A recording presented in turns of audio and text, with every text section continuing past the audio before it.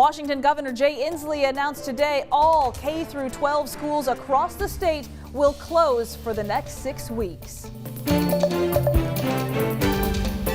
And Idaho today announced the state's first confirmed case of the coronavirus. We'll tell you what part of the state it came from. It is snowing right now. More is on the way. Continued very cold and windy conditions. Your forecast is next. Well, breaking news tonight, Washington Governor Jay Inslee has announced that he is closing all public and private K-12 schools in that state. That order takes effect on Tuesday. And it remains in place until at least April 24th. That's about 6 weeks. Good evening and thank you for joining us. I'm Mark Hanrahan. And I'm Whitney Ward. KREM 2's Amanda Rowley is live in the newsroom tonight with what else the governor had to say. Amanda? Yeah, Mark, Whitney, Governor Jay Inslee says Washington state needs a more coordinated approach to addressing COVID-19 because of how integrated our state is. And that is why he is signing several executive orders and shifting away from a county by county approach. Now, as we mentioned, Governor Inslee is closing school for all kindergarten through 12th grade districts. That goes for public and private Washington schools. They will close starting Tuesday through April 24th. The expectation, though, is that school employees will still be working. Now, the second order is restricting all activity at private and public universities and colleges, meaning there will not be any in-person education allowed on campus during the same time frame as K-12 schools. And on Wednesday, Inslee ordered a ban on gatherings of 250 people or more in only a few western Washington counties. He is now expanding this order to all of Washington state. The governor is also expanding restrictions and protocols on visits to nursing homes and assisted living facilities to now also include adult family homes. The economic impact of closing schools and how this will affect working families who will now need to find childcare are concerns the governor says is valid. He says those concerns are why he did not come to this decision lightly. Clearly, there is a good reason, many reasons to believe that reducing the contacts of children in a school can reduce the transmission rate. And really good reasons to believe that to make it effective, you've got to be ahead of the whole peak of the epidemic. And really, and also clear that we have educational communities that have shown great creativity in solving these problems. Now, the state superintendent added to this, he is working with Washington state school districts on plans to distribute food to students. He said that could mean sending bus drivers to make deliveries or creating checkpoints for families to pick up food. Now, Governor Inslee also says at this time there are no restrictions in place that would limit the public from traveling within the state. Reporting in the newsroom, Amanda Rowley, KREM 2 News. Amanda, thank you very much. Also breaking tonight, public health officials in Idaho announced the state's first confirmed case of the coronavirus. A woman in the Boise area tested positive for the virus. The announcement came during a press conference late this afternoon. KREM 2's Taylor Vito listened in on that conference. He joins us now live in the studio with more on what the governor is saying about the state's first case there. Taylor? Well, yeah, guys, health officials said just within the last hour that there is not a widespread risk in Idaho or the Boise area for that matter. And notably, the patient with coronavirus brought the virus back from a conference in New York State. So just to sum up what we know, Idaho's confirmed case is a woman between 50 and 60 years old in Ada County. She had only showed mild coronavirus symptoms and is doing well. She's also currently self-isolating in her home, and state officials are now starting to backtrack and investigate who she had contact with, where she went. The conference the woman attended in New York took place during late February and early March. So 2 days after she flew into Boise's airport, she started to feel symptoms and felt she should be tested. Those test results came back positive this morning. Now, when the woman was home, she had what officials called low-risk exposures with the public. She didn't visit any schools or Idaho's Capitol building where the legislature is in session. Idaho Governor Brad Little says this news does not impact schools in Idaho. This afternoon, state officials emphasized that there's not a widespread risk to the community in Boise. Take a listen. But for this particular case, we know that this was brought into our state from a conference that they were joining. It was not something that they acquired locally. But I want to stress the importance that we realize that this is a very scary notification, but we do want to have everyone understand that the risk to the population still remains low. This is someone who traveled into our state. Okay, so what about our area, North Idaho? There have been no confirmed coronavirus cases in North Idaho. Just to repeat, no confirmed cases locally. This map you're looking at here shows the public health districts in Idaho, focusing on District 1, which is most of North Idaho, the 5 northern counties. The Panhandle Health District says 48 people total have been monitored in District 1. That's just monitored. 9 are still being actively monitored. The rest have been cleared. A majority of those people who were being monitored as a precaution had come back from cruise ship trips. Kootenai Health says they've sent 20 tests to the state for testing, but again, none of those tests have come back positive. So the Coeur d'Alene School District has canceled gatherings and events with more than 250 people. That's sort of similar to other rules we've been seeing putting in place.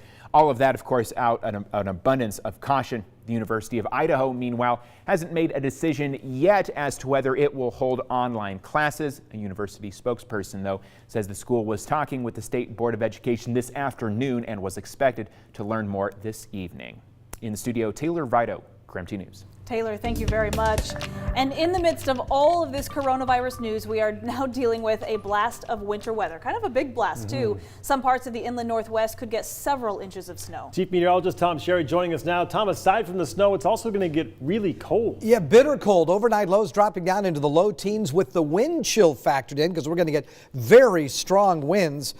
We actually could see wind chills below 0. As a matter of fact, we have a wind advisory in effect through 8 o'clock tomorrow morning for the Spokane area. This also extends out towards Lincoln County and Adams and Grant County.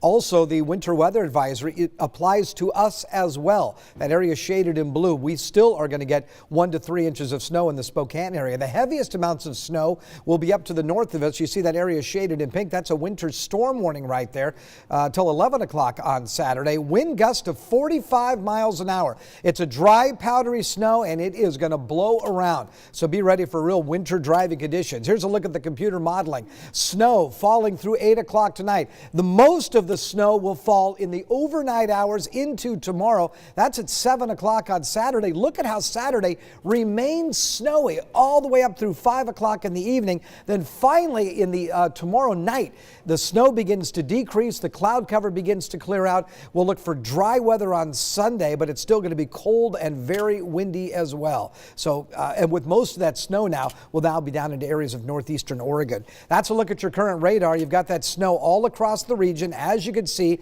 as you head farther south, even out into a little south of Cheney, it becomes more rain than snow. We're right now at 30 degrees in the Spokane area. So for the weekend, bitter cold, 15 the low with snow and a high of 29. Dry but continued very cold on Sunday, 12 the low, 37 the high. We do warm back up into the 50s though. I'll tell you when that's going to happen. I've got your 10-day forecast coming up in a few moments, but really we're just more concerned with the roads right now. We've got Casey Decker out in the KREM 2 Storm Tracker to give us a first-hand look. Casey?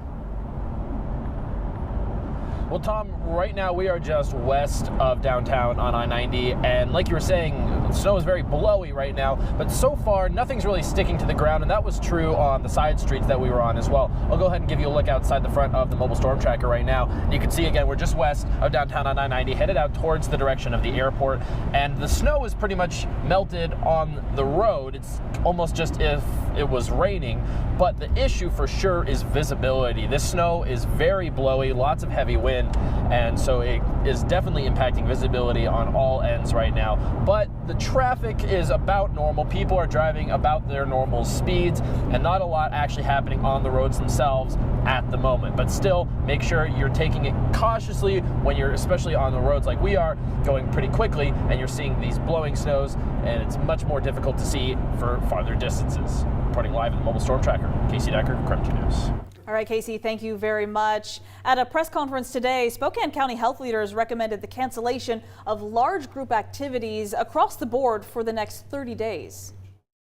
My hope is that by, again, giving that 30-day period of time, gives us sufficient time to, again, mobilize the healthcare system, mobilize partners. But again, it's 30 days.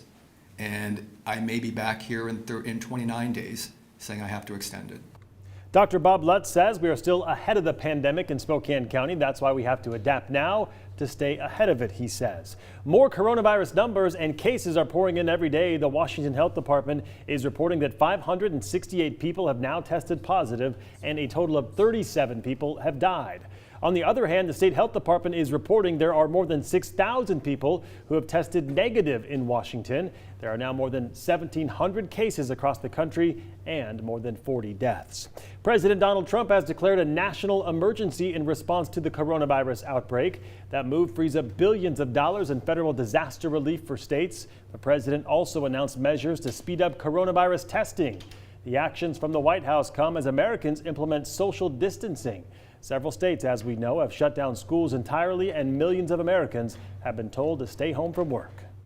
Today we're announcing a new partnership with private sector to vastly increase and accelerate our capacity to test for the coronavirus. We can only defeat this outbreak if we have an accurate determination of its scale and scope.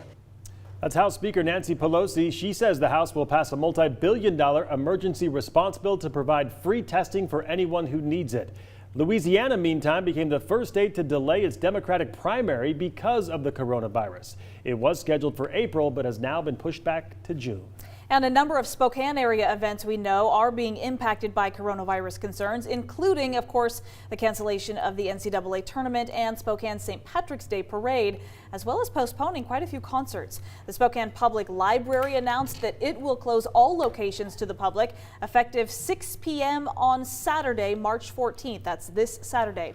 These closures will remain in effect until at least April 13th.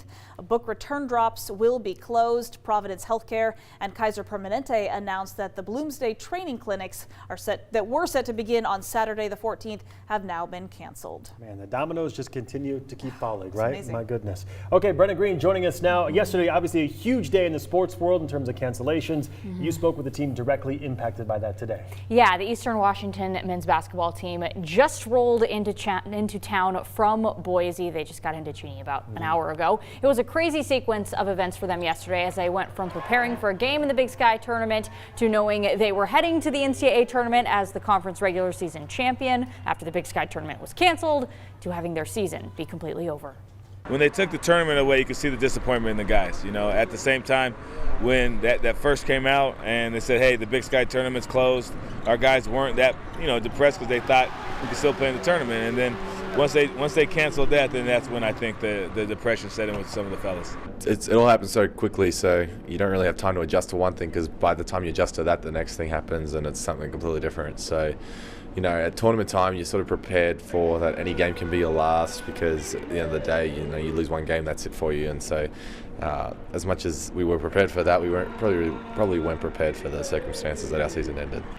Karthik Venkatraman is down in Cheney right now, and we'll have more from the team tonight at 6 in sports. And in other sports-related coronavirus news, the WIAA announced a few hours ago that a worker at the 4A/3A tournament in Tacoma has tested positive for the virus. That person started showing signs on March 9th, so health officials say that the earliest that person could have been contagious was Saturday, March 7th. That's the day the state championships were held. The WIAA say this is a low-risk situation. Now, of course, we had local teams over in Tacoma for the tournament, including the Mount Spokane girls and the Central Valley boys, who all played on Saturday. The Mount Spokane boys team also, who lost earlier in the tournament, also showed up to support their girls on Saturday. Obviously, lots of fans over there as well. Just another thing to keep an eye on. We'll be right back after the break.